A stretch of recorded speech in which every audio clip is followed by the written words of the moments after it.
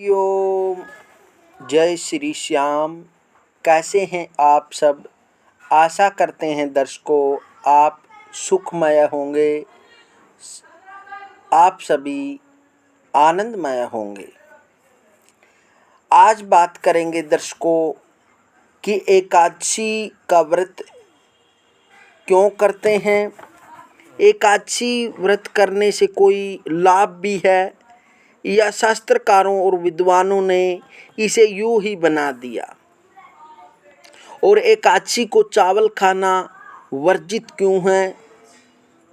आपको आज समस्त जानकारी एकादशी व्रत के बारे में बताएंगे, क्योंकि एकादशी व्रत सभी व्रतों में बहुत ही महान बताया गया है, इसलिए एकादशी व्रत का बहुत बड़ा महत्व माना गया है। शरीर में 10 इंद्रियां निहित हैं। उन 10 इंद्रियों को वश में करने के लिए मन की चंचलता का वश में होना परम आवश्यक है। मन अत्यंत तीव्र, गतिशील और चलायमान है। इसकी चंचलता के बड़े बड़े उदाहरण धार्मिक कथाओं और प्रत्यक्ष समाज में आपको मिल जाएंगे। मन के घोड़ों की गति को, इसकी चंचलता को रोकने के लिए ही शास्त्रकारों ने व्रतों का विधान बनाया है। व्रत में फलाहार किया जा सकता है, किंतु अन्य भक्ष्य वस्तुएं, अन्न आदि का भोजन करना वर्जित होता है। ऐसा विधान इसलिए बनाया गया है जिससे कि मन अगर चटपट की भी करे तो भी उसे रोको।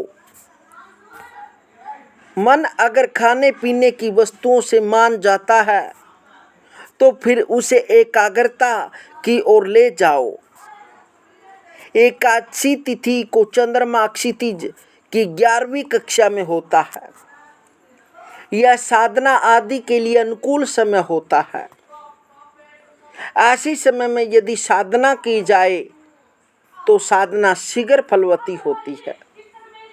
अतः एकादशी को व्रत उपवास करने और धर्म अनुष्ठान आदि के लिए एकादशी उत्तम तिथि है। इसलिए एकादशी का व्रत करना बहुत ही आवश्यक है। एकादशी को चावल खाना वर्जित क्यों माना गया है।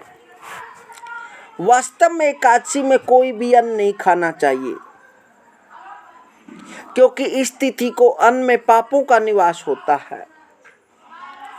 कंदमूल या संयामक आदि जो जमीन को जोते बिना ही उत्पन्न होते हैं, वे ही व्रत उपवास में ग्रहण योग्य है। यदि ऐसे पदार्थ न उपलब्ध हो तो फलाहार करना चाहिए, परंतु एकादशी को चावलों का आहार करना शास्त्रीय, धार्मिक और आस्तिकों की सम्मति से पूर्ण रूपे निषिद्ध कहा गया है। आप जानते हैं, यदि नहीं जानते हैं तो जान ले कि चावल को शुरू से लेकर अंत तक पानी ही चाहिए। अर्थात चावल यानी धान बोया जाता है, वो पानी में रोपित होती है, तो पानी में अन्य अन्नों की तरह इसकी 1, 2 या 4 बार सिंचाई नहीं होती, बल्कि जब तक इसके दाने पक नहीं जाते तब तक इसके पौधे पानी में ही रहते हैं। कटाई के बाद खाना बनाते समय जब यह पकाया जाता है तो पानी में ही। कहने का तात्पर्य यह है कि यह पानी का कीड़ा है। अब दूसरे पहलू की तरफ ध्यान दें। चंद्रमा को हिमांशु, हिमकर आदि कई नामों से जाना जाता है, क्योंकि चंद्रमा जल राशि का ग्रह है।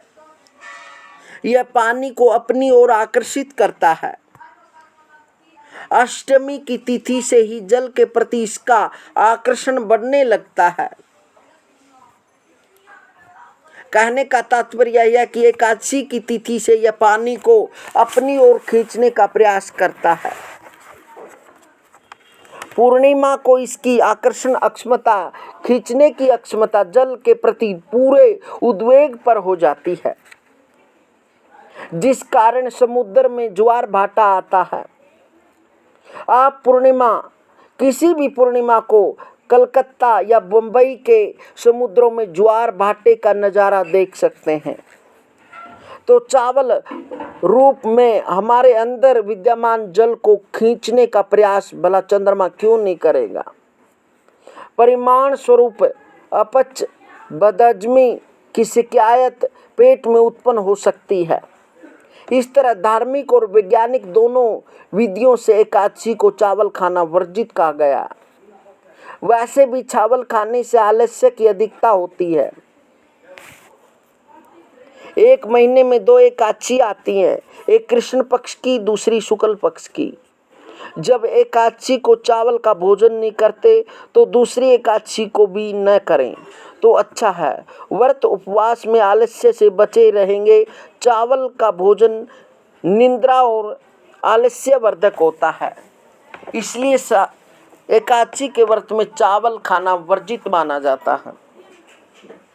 क्योंकि जब हम चावल का भोजन ग्रहण करते हैं तो उसमें हमारे शरीर में पानी की अधिकता हो जाती है। पानी की अधिकता होने के कारण चंद्रमा हमारी ओर आकर्षित होता है, जिससे कि हमारा मन चंचल हो जाता है, चलायमान रहता है, स्थिर नहीं रहता, मन घूमता रहता है। तो हमारी मन की चंचलता को दूर करने के लिए एकादशी तिथि को चंद्रमा का इस सृष्टि के अंदर, इस प्रकृति के अंदर पूर्ण रूप से विकसित होना प्रारंभ हो जाता है। इसलिए एकादशी तिथि को चावल खाना वर्जित माना जाता है। दर्शकों, यह जानकारी कैसे लगी, मिलते हैं दर्शकों अगली वीडियो में। तब तक हरि ओम।